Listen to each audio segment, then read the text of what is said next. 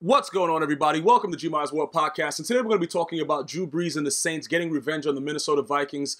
Sunday Night Football 2018, Week 8. And the first thing I want to tell everybody so that we all get off on the same page is, as much as everybody's going to want to look at the score 30-20, obviously they scored some things in garbage time, whatever. Thielen was able to get a touchdown. The biggest thing that I want to take away from this is you cannot blame Kirk Cousins for this, and I want to make sure it's Kirk, not Kurt, like Skip Bayless, tries to make fun of him with. It was a costly fumble. Okay, dudes are out there doing whatever they want to do, and what happens is, because of his history. Remember, Washington didn't want to, sign this guy long term, and people were trying to figure out why. And I'm gonna let you guys understand something. It wasn't the fact that he's not a decent quarterback. It was the fact that he couldn't beat certain teams. Like, he would do things like lose to the Cowboys and stuff like that. He would just do, like, when the game was pretty much over, he would do stuff within the division where you have to beat the Cowboys. Like, people hate the Cowboys, and he would always just make a wild decision and, things would happen. But that didn't mean that he wasn't a really, really good quarterback that was throwing for 300 yards at any given time and doing whatever he wanted to do. Statistically, he was one of the greatest quarterbacks for the time that he played in Washington in their history. But again, with this game right here, right, as you start to evaluate it and you look at it, you can't really go out on a limb and just say that it was all his fault. Now, obviously there was two key turnovers that caused a lot of problems. Regardless of how it happened, and Drew Brees made throws, and he did the things that they needed to do to close the game out. I will say this, though. Looking at the feel of the game, the Vikings defensively don't feel like they're the same team.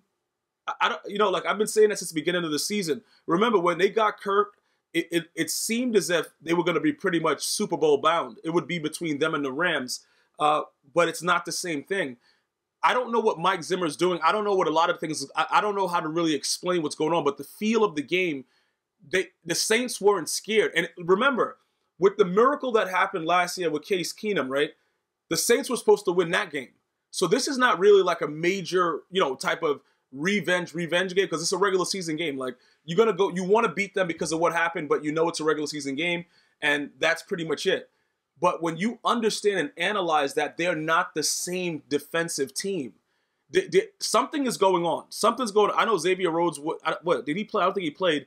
But a lot of the things that are going on, I know they were playing soft coverages because, obviously they don't want Drew Brees to beat them over the top. He's statistically the best deep thrower in football right now, based on the stats that I looked at. I don't know if that's completely valid, but that's what I looked at with the NFL, the NFL ticker. So maybe that's why they were playing like that. I don't understand what was going on, but you have to be very, very aggressive with Drew Brees and his receivers, else it's not going to turn out well. And I didn't see that. I honestly didn't see that. You got Lattimore just doing whatever he wants to do, picking up fumbles, running for 6. It's a lot of things that went on with the Saints that makes me think that it's going to be very, very difficult. I still right now have to pick the Rams. They're undefeated. When you go to the NFC, right, I got to go Rams. It's something telling me that the Rams are going to be that team that's going to probably be facing off against the Chiefs. It's very, very difficult for me to say at this point that somebody's going to beat the Chiefs. Me saying it makes no sense. And even with the Patriots, like I said, you go back and listen to my previous recaps, whatever. I understand the way that game went. It was a bad first half for Mahomes. The second half, he went off, and the defense just couldn't do anything for them. And the defense is really, really bad, by the way, for the Chiefs. So we'll get into that later because they got some pieces that are coming back.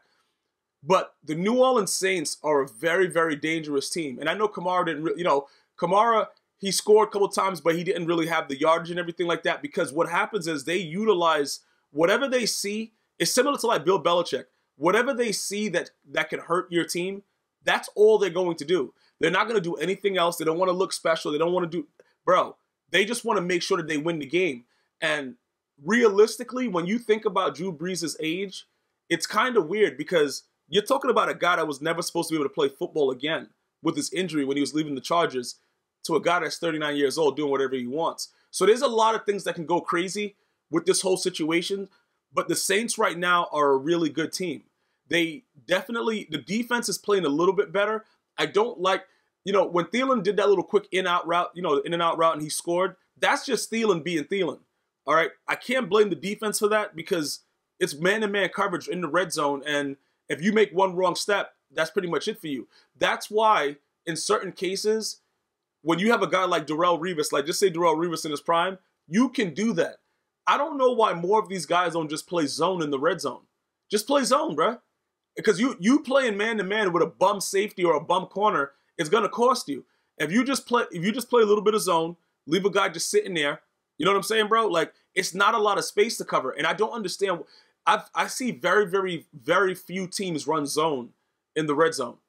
And I just don't understand why they do. Like, I know you might think, oh, it's a short space, man-to-man. Bro, a move like that, getting right over the top, you know what I'm saying? You think you're going out, you come right back in, and that little bit of space, it's very, very quick how it can happen if you have a decent guy that can get right off the ball. You know what I'm saying? Like, bro, you're not pressing Thielen. Like, the dude has already shown guys that he doesn't care about whatever the coverage is, and then they still out there being idiots. So when you look at the score being 30-20, that's the only reason that it got to that point.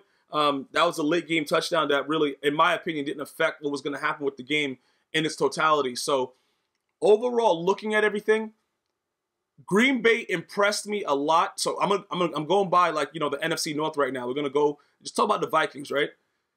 The Green Bay Packers are not going to be a walkover. Like, they're not going to just be a washover. You're not just going to go there and beat them. Before, I thought the Vikings pretty much would run the North. I don't know about that right now. The Bears are still hanging out. You know what I'm saying, bro? Like, it's a lot of things that can go crazy with this situation. I did think the Vikings were going to be that team. But I think it's going to be between the Bears and the Packers.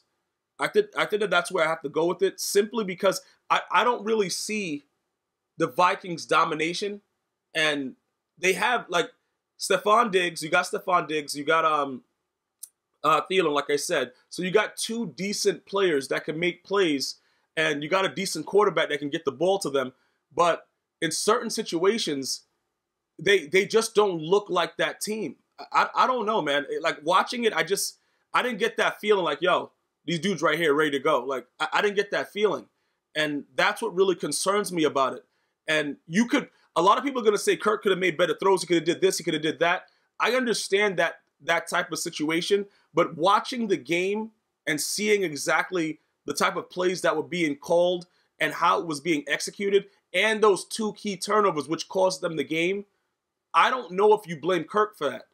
You know what I'm saying? Like, I got to be fair, because if you play like garbage like Jameis Winston, I'm going to call you out on that. If I see you doing your best and I know that certain plays happen that is not on you, you know, we have to be objective about it. That's pretty much what it is. And I think that all in all, the reason that the Rams won that game yesterday against the Packers was because their defense could hold up. That's the difference, in my opinion, with the Vikings. Their defense can't protect them. They're gonna give up points. And I know it's Drew Brees, and I know he's this guy that, you know, threw for a gazillion yards and all these touchdowns, but you got to hold that team. You have to figure out a way to not give up points. And if you do give up points, you can't give up the full-fledged touchdown. You got to give up field goals. That's why New England, even as bad as they are when they give up mad points, when it comes down to it, they can get you, you know, a field goal stop. They're not going to stop you from, you know, whatever. You know what I'm saying? They're going to stop you from getting a touchdown. They're not going to stop you from going down the field, but they're going to let you get 3 instead of 7.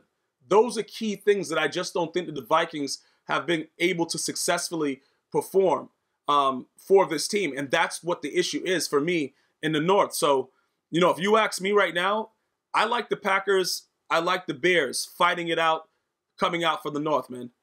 That's what I'm thinking right now. That's my viewpoint. I do like the Saints. You know, obviously, I think the Saints are going to be a tough team to beat. But ultimately, out of the NFC, when it's all said and done, I think the Rams, I think the Los Angeles Rams, I think that team is probably going to do it. Now, I'm still not fully sold on Goff because they sent a lot of pressure yesterday with the Green Bay Packers, and he wasn't able to successfully do whatever he wanted. And that's something that we have to watch going forward, because he didn't really look good. Even when people weren't even next to him, he was like sensing pressure and just throwing the ball anywhere. So we got to wait to see. But I still like the Rams to come out of the NFC. But all in all, I think the Vikings are lacking their defensive prowess that they had last year. I want to thank you guys for watching this recap. G-Miles World Podcast is available on Spotify and iHeartRadio. Until next time, one love.